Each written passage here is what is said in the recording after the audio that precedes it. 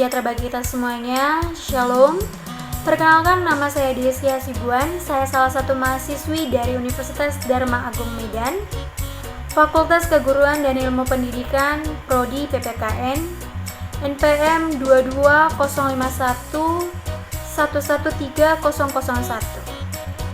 Pada kesempatan ini saya mengucapkan banyak terima kasih kepada Bapak dosen pengampu saya, yaitu Bapak Dr. Insinyur Franciscus Gultom SPD MPD, atas kesempatan Bapak berikan kepada saya untuk saya dapat menyelesaikan tugas video saya malam hari ini untuk menambah wawasan saya serta penonton yang menontonnya.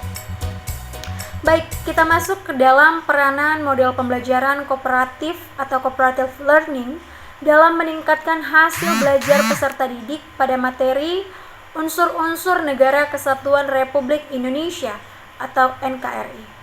Alasan saya mengambil model pembelajaran cooperative learning adalah meningkatkan kerjasama siswa dan melatih siswa untuk dapat aktif dan berani dalam mengemukakan pendapat tentang hasil diskusi kelompok sehingga dapat membangun interaksi dan komunikasi yang berkualitas dan menghidupkan suasana kelas yang aktif dan bergairah.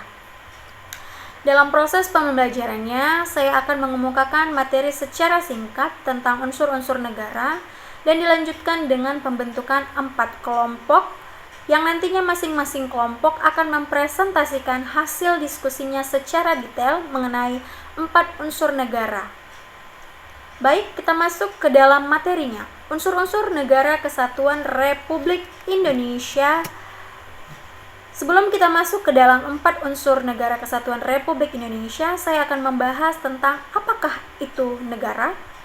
Negara adalah kumpulan dari beberapa wilayah di dalamnya yang didiami oleh individu atau kelompok yang dengan sepakat menyatukan wilayah dan membentuk sebuah kedaulatan. Oke, kita masuk ke dalam 4 unsur Negara Kesatuan Republik Indonesia atau NKRI. Yang pertama adalah rakyat. Klasifikasi rakyat terbagi 2 jenis, yaitu warga negara dan warga negara asing. Yang menjadi warga negara adalah penduduk asli yang sudah diakui oleh negara tersebut dan sudah melewati administrasi dari sebuah negara tersebut. Sedangkan warga negara asing adalah warga negara asing atau penduduk asing yang datang mendiami negara lain dengan tempo waktu yang singkat atau memiliki masa tertentu. Baik, unsur kedua adalah wilayah. Dalam wilayah, klasifikasinya ada 3 jenis, yaitu darat, udara, dan laut. Dalam 3 wilayah ini, itu diatur untuk batasan-batasan wilayah suatu negara, dan biasanya batasan-batasan itu sudah diketahui oleh negara-negara lain dan sudah masuk ke dalam hukum hubungan internasional. Dari wilayah-wilayah tersebut akan ditentukan batasan sampai di mana zona yang ditentukan oleh sebuah negara.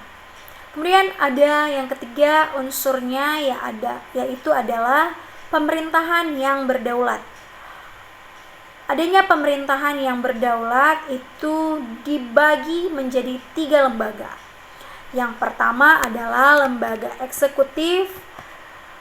Apakah lembaga eksekutif itu? Lembaga eksekutif adalah lembaga yang diberikan kekuasaan untuk melaksanakan undang-undang dan pemerintahan serta mengatur mekanisme sebuah negara. Contohnya apa saja yang menjadi bagian dari lembaga eksekutif, yaitu presiden, wakil presiden, dan menteri-menterinya. Yang kedua adalah lembaga legislatif yang diberi kekuasaan untuk merumuskan undang-undang serta membuat undang-undang yang diperlukan dari sebuah negara, yang dimana undang-undang tersebut harus mementingkan kepentingan rakyat. Apakah yang masuk ke dalam lembaga legislatif? Contohnya adalah MPR atau Majelis Permusyawaratan Rakyat, dan DPR, Dewan Perwakilan Rakyat, dan DPD, Dewan Perwakilan Daerah. Yang ketiga adalah lembaga yudikatif, adalah lembaga yang badannya berfungsi dalam peradilan yang mengadili penyelewengan konstitusi dan peraturan perundang-undangan yang dilakukan oleh institusi pemerintahan ataupun rakyat. Contohnya apa saja, yaitu Mahkamah Agung, Mahkamah Konstitusi, dan Komisi Yudisial. Kita masuk ke poin keempat dari unsur Negara Kesatuan Republik Indonesia atau NKRI. Yang keempat, poinnya adalah pengakuan dari negara lain. Pengakuan dari negara lain mencakup dua kategori, yaitu pengakuan de facto dan de jure. Pengakuan de facto adalah pengakuan yang didasarkan pada kenyataan atau fakta yang pada praktiknya, sedangkan de jure adalah pengakuan berdasarkan dokumen atau hukum yang ada, mencakup hukum hubungan internasional.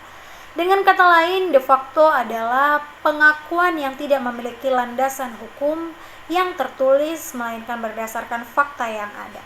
Sedangkan de jure adanya dokumen dari negara lain yang menyatakan pengakuan yang resmi dan dengan hukum internasional. Baik, pengakuan de facto biasanya dilihat dari adanya wilayah, rakyat, pemerintahan yang berdaulat. Sedangkan de jure berdasarkan dengan adanya pengakuan dari negara lain yang menyatakan adanya negara baru yang secara resmi keberadaannya diakui internasional. Apakah contoh de facto itu? Yang pertama, adanya wilayah, rakyat, pemerintahan yang berdaulat.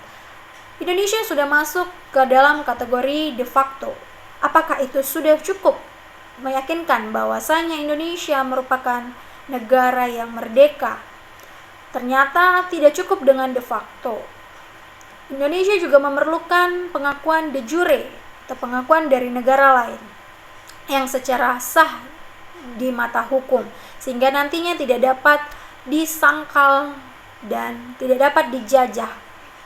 Baik, pengakuan de facto di Indonesia pertama kali diumumkan pada tanggal 17 Agustus 1945, mengumumkan adanya kemerdekaan oleh Presiden Soekarno, namun belum sah di mata dunia. Pada tanggal 22 Maret 1946, Mesir mengakui bahwa Indonesia sudah merdeka. Ikuti dengan negara lain yaitu Australia, India, Lebanon, Arab Saudi, Yaman, Palestina, Vatikan, Belanda, dan Suriah. Contoh de jure pada tanggal 18 Agustus 1945, disahkannya Undang-Undang 1945 dan dilanjutkan adanya pemilihan presiden dan wakilnya.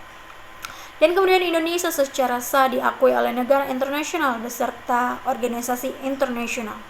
Pengakuan tersebut ditandatangani oleh beberapa negara, yaitu Mesir pada tanggal 10 Juni 1947, Lebanon 29 Juli 1947, Belanda 27 Desember 1949, dan Perserikatan Bangsa-Bangsa atau PBB pada tanggal 28 September 1950.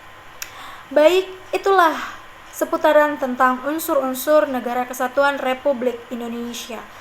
Di antaranya memiliki 4 unsur yang wajib kita ketahui. Demikian materi yang akan saya sampaikan kepada penonton. Bila ada dalam penyampaian materi saya salah kata maupun salah dalam penyampaian isi informasi, saya mengucapkan mohon maaf. Dan terima kasih.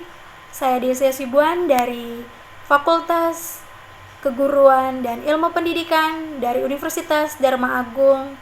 Selamat malam.